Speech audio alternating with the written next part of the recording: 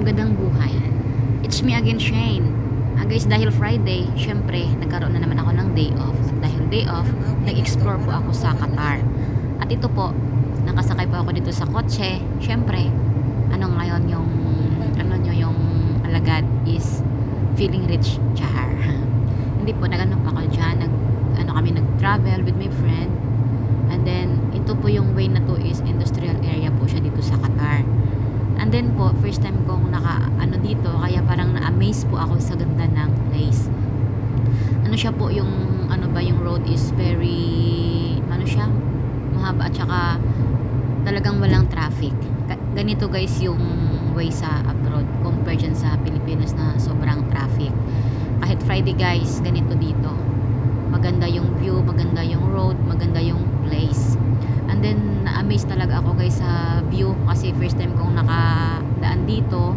Kaya, green up ko na yung time ko para mag-video dito. Napaka siya guys, napaka ganda, napaka relaxing ng road kasi nga, hindi masyadong maraming nagbabiyahe at parang hari ng kalsada po yung driver namin. Char. But anyway, thank you po sa nag-drive. Dahil free lang po yan. Yan, pag marami kang friends, kahit wala kang pera, pwede kang gumala. Kasi nga, pag may friends ka, maintindihan niya na wala ka. Kasi kung meron ka, maintindihan niya rin kung meron ka. Ganun lang guys, dapat lang tayo sa pag-day off. Magiging, yung... tingnan nyo kung hindi ako mag-ingay.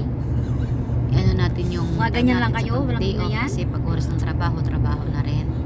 Ayun, nag-explore kami sa daan na yan. Baligay mula po yan sa Sok sa may Filipino. Ngayon lang ako dito, nakapunta na Filipino parang isa siyang daan parang kung sa Pilipinas dyan Baclaran. Parang like ng Baclaran, galing kami doon. May binili kami and then pauwi na kami yan sa bahay. Kaya grinab ko na yung opportunity ko, yung time ko na makapag-video. Ayan guys, sobrang ganda ng ng way na yan. At saka dyan ko nakikita yung sunset. Syempre, first time ko nakita may sunset dito pala sa abroad. Kasi dyan sa Pilipinas yung sunset parang wala lang. Dito talaga na-amaze talaga ako na talaga ako guys na sobrang nasiyahan ako dyan. Kasi nakita ko yung sunset dito sa abroad. Akala ko kasi sa Pilipinas lang may sunset. Dito pala sa abroad meron din, diba? So ganyan guys, marami tayong na-experience ngayong araw na ito. At nagpapasalamat po ako kasi nakauwi din ako ng safe.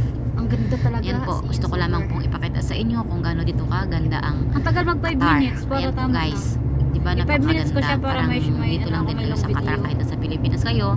Samahan nyo lang ako sa biyahe ko every Friday at itutur ko kayo kung saan ako pupunta. So guys, that's for now. Ito lang po yung video ko ngayon kasi nga pauwi na ako ng bahay at nag-video lang ako ng daan ko mula sa may Sok or doon sa may mga Filipino na nagbebenta na para siyang Baclaran. Next time po doon ako mag-video sa sinasabi kong Sok. Ipakita ko sa inyo kung gaano doon kadaming Filipino na pumupunta every Friday na namimili ng mga kakailanganin kasi yung iba walang day off, yung iba may day off at yung iba every Friday nandun namimili ng mga kakailanganin nila guys. So this Friday guys, ipapakita ko sa inyo yung tinatawag na Sok dito sa yun? Qatar.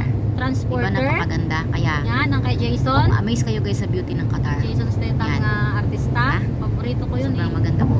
Kaso lang namatay na yun. So guys, thank you for watching for my video and thank you for supporting always and for following my page. So, salamat po sa lahat ng nagsusupport at nanonood ng mga video ko. Okay, bye. God bless and keep safe po Magkasama kayo sila lagi. niyan, Tay. Thank you. This is Shinamix Vlogs at your Patay service. na. Ay, si Paul pala. So, don't forget to follow me.